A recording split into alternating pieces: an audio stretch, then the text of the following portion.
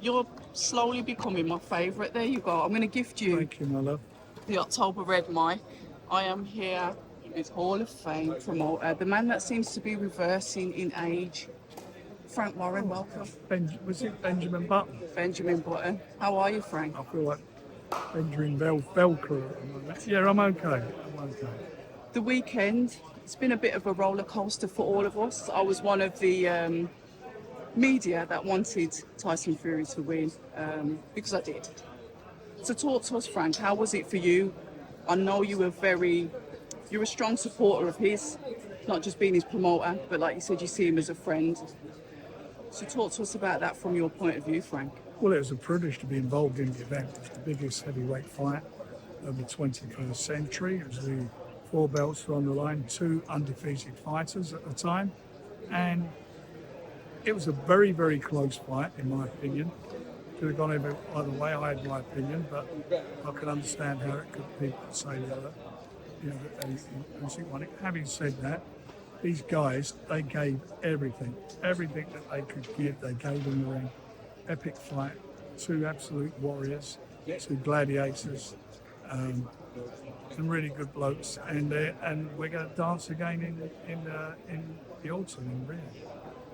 That I'm definitely looking forward to, but one of the things, Frank, I am aware that we're here for the magnificent presser, but one of the things that's quite personal to me, and I did watch your conversation that you had on TalkSport yesterday with Simon Jordan, mental health.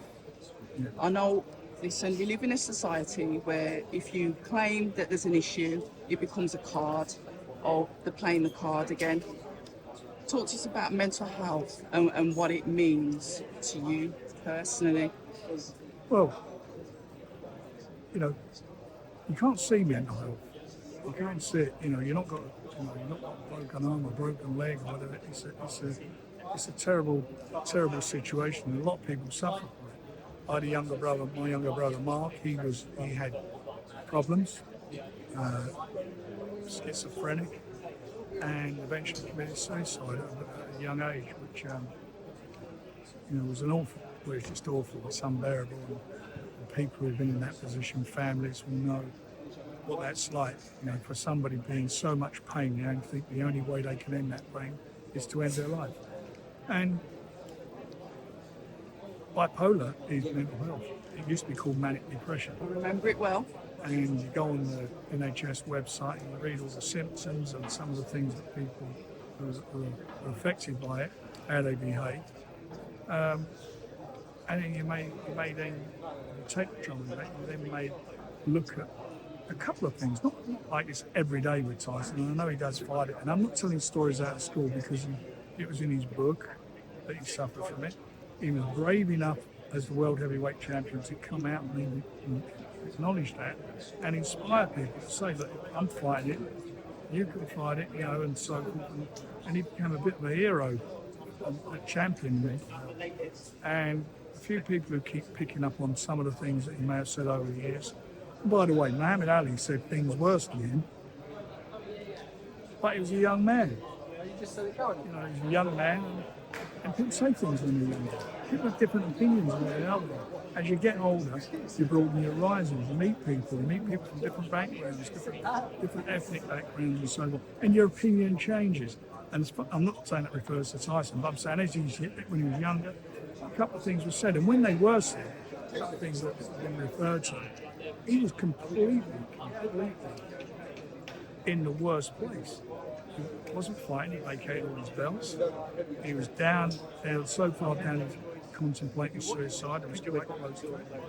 Blew up in weight to 26 stone, 27 stone, whatever it was. He had been suicidal, as I just mentioned, and he was just in a bad way, and he managed to sort of see boxing as his salvation and came back into the sport, and that's been great for him. And all I'm saying, I wasn't yesterday saying when I was on the radio, a couple of interviews of it, I wasn't saying he lost the fight because he had he's bipolar. I'm saying, please, when you keep on about this, even if you don't like it, and of course some things you may like, you should mention that, because I can consider what I'm going to say to you. I can think about it. Somebody's got bipolar, they will say it. I might be, and that might be hypocritical of me, but there's no filter. And sometimes things are said. And for me, for a man that's done what he's done, champion mental health or so, I find it disrespectful. And I find it disrespectful to him also. The fact he's got in the ring and done what he's done. He's had 2 fights, magnificent fights in his last 3.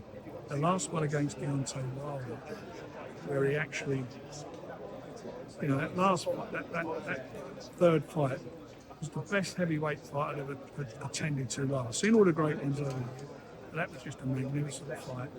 And also the fight with, and the last fight. So that's what we should be judging him on. Or judging him on, he does have that issue, so he said this, and, let's have it how it is. There are reasons, and that should be quite there. And the haters were there, they showed up, some of them, to stick the knife in there. It's like they're pleased they lost. I get that. Anyway, it is what it is, and there'll be a rematch in October. We do get that with the fans. I think some fighters. I don't think it's so much. There's the haters online, but there's trolls in everywhere. They troll. Yeah. You'll get trolled. I get trolled. You ain't going to change their opinions or whatever. Not that I even care whether I change their opinions. Whatever I feel, it ain't going to make that. It makes that much difference to my life. That much. And all I look at is that, for a fighter who's actually out there doing it, whoever he may be, whether it's with me or somebody else, shows, he should be applauded for what he's done in the ring. He's a brave man, as was Usyk. Brave guys. They're amazing. They're amazing people, boxers, and I find it, I just find it offensive in some ways. And they may say, okay, what he said was offensive, but I'm telling you, he has bipolar. Do you think he was a bit concussed afterwards? Because, we can talk about the infamous round 9. He was pinged all over the place. And he did say Happy New Year. And I'm not making excuses, but it was a bit random. He's used that before. Oh, has he? Oh, right. It's one. Happy New Year. Right, okay. Right. Actions speak louder than words. Look at that fight immediately after. Arms around each other. He must have kissed him 3 or 4 times. Yeah, on his head. Yeah. And they know, those 2 fighters know what it's all about. They know all that crap that's been said on the way down. That's what it is. How many times have we seen it over the years? Trash talk. Look at Mike Tyson with Lennox, falling around all over the place. All those things. You look at it over the years. That's tensions and things, and sometimes there's people on the outside who contribute to it. But at the end of the day, Tyson is a very, very good person. Alexander Usyk is a very, very good person. They're beacons. He's a beacon, Usyk, to his country and all the trials and tribulations they're going through at the moment. He is a beacon, and I get that, and I understand. Why everybody would, some people want to support. Of course you want to support. That he's a great fighter. And the same for Tyson. Tyson's been a great fighter. And he's been, for me, mental health, has been a torchbearer. I will speak on that, Frank, because what we've seen over, years we could say, is that Tyson Fury has this up and down persona about him. He says things, he changes them, he goes back on what he says, then he'll say something new. And then as a boxing fans, like you said, you and I, we will think rationally before we say something. But that's his normal world. It's once in a while, it's not all the time. So, but I know what you're saying. On the occasions when it happens, the fans are like, what? But you know what, at the end of the day, this is a fella that goes in the ring, that's had these brutal fights. If he wants to retire today, God bless him. If he wants to come back in 3 months' time, that's his choice. He's the guy who's getting hit. That's his choice. Nothing to do with anybody else. He's the one who has to train, leave his family. He's been away from his family since December. 6 months in training. 3 weeks off when he cut his eye. Not seeing his children, not seeing his mate's baby. That's where he's been. And whatever he wants to do, it's his choice. He doesn't owe anybody anything. All he owes now is to himself and his family. He's paid all his dues. He's gone and earned his money the hardest way you can earn money. whatever he's got, he's gone out and earned it by frame punching Usyk in the 9th round, taking that punishment in the 9th round. And, for me, whatever he wants to do, he does. He's not, you can't find anywhere where he's assaulted anybody or he's got, he's been in prison or anything. He's led a very, very good, clean life, certainly off the rails. It's very colourful with his verbals. We'll leave it there. Yeah. But I think with like the events that leading up, say for example with his dad, with obviously Team Music, and then it just all couples. I'm just looking at it from the outside, Frank, and it all couples together, and we're like, what you're saying is what you're saying. It's Tyson's dad. yeah. And that's it. And Tyson loves him and he loves Tyson. And they both do anything for each other. It was very unfortunate what happened. It wasn't necessary, but it happened and they apologised. And we don't want that. I don't want that. I don't want to see that. Because all I'm doing, rather than talking about the fight, I'm talking about that. Yeah. It's nonsense. But it happened. And at the end of the day, we did get a magnificent fight. And that's what he'll be remembered for. All that other stuff, nobody really, it doesn't, no one's going to mention that again, no one cares about it. It's what happened on the night in the ring and how it's set up. If this rematch goes forward, which both fighters said they want to do, to be an even bigger fight next time. Frank, may I ask your opinion? Obviously, you're very experienced, you understand boxing really well. One of the things that raised concern for me was the cornering. There were so many voices that seemed to be in his head all at once. And I can use Dillian White as an example. I think he had one trainer. I think it was Povetkin. He was fighting Povetkin. He had one in front of him and one on the outside. And it was almost like he was giving himself whiplash because he's trying to listen to all of these voices. Now, when you're watching the replay, because obviously it's live, you don't see that. What's your expert thoughts on that when it comes to like how many people you have in the corner, how many voices you have telling you what to do? We've seen it with AJ, we've seen it with the best of them. And you make a very valid point. Everything Tyson's done has worked up to that day. And on the night, it's a valid point. I'm sure the team will sit down and talk about it, and whatever comes out of it will come out of it. I thought he had to win the last 2 rounds. I ran to the corner. I said, you need to definitely win those last 2. I thought he won the last, but you needed to win the last 2 rounds. And Tyson said in the interview, he was asked, he was told he won the fight, otherwise he'd done it, didn't he? He was winning the fight. I don't know. I mean, look, maybe they wanted to instill confidence in him saying he won the fight. For me, when fights are close, I would always say, Pull your socks up. I would say you're behind. You're a round behind. You need to win these last 2 rounds. Whatever you want to say. But look, we can't change what it is. All you can do now is reflect and look at what happened. And if you can improve in any areas, you improve. And no doubt Usyk will be doing the same thing with what he did. I mean, there's a couple of rounds where he got caught, certainly in that 6th round, with an uppercut and his legs stiffened up. And I thought the next round, Tyson was going to knock him out. I'm with you on that because I was doing a live watch along and I saw that and it was like, okay, here we go. And I was sort of like winding up people that were watching, saying, look, who was saying that Tyson's going to lose, but obviously tables turn and things change.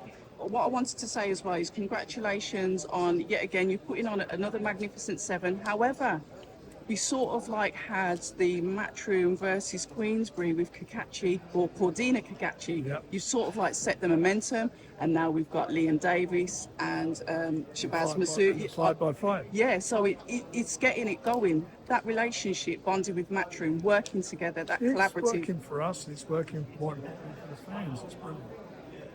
So then, finally, I've got to ask: David Adelaide, Solomon Dakers, English title fight. And we've got Moses Atuma sort of like watching them, lurking in the background. You're managing him really, really well. Your son manages. Your son manages him, you promote him. It's working really well. In your eyes, who do you see out of that? We'll say Adelaide and Dakers. Who do you see coming through that fight? I think it's a close fight. And it's a fight that they both need to win, which makes it so exciting. That's why it's part of the Magnificent 7. And I think that who wins it will go forward. Sullivan doesn't want to lose his undefeated record. He's 8-0. He's 12-1. David, having fought in Riyadh and in an exciting fight till he got stopped. So he won't want 2 losses and another loss on his record. So it's interesting. And he's changed trainers now. I think Adam Luke's training him. So it's really exciting. It's exciting time. Exciting times for boxing. The heavyweight division is on fire. In Queensbury, we're blessed with a lot of talent, a lot of really good young talent. Probably the best crop of youngsters that I've been involved with in my time in professional boxing.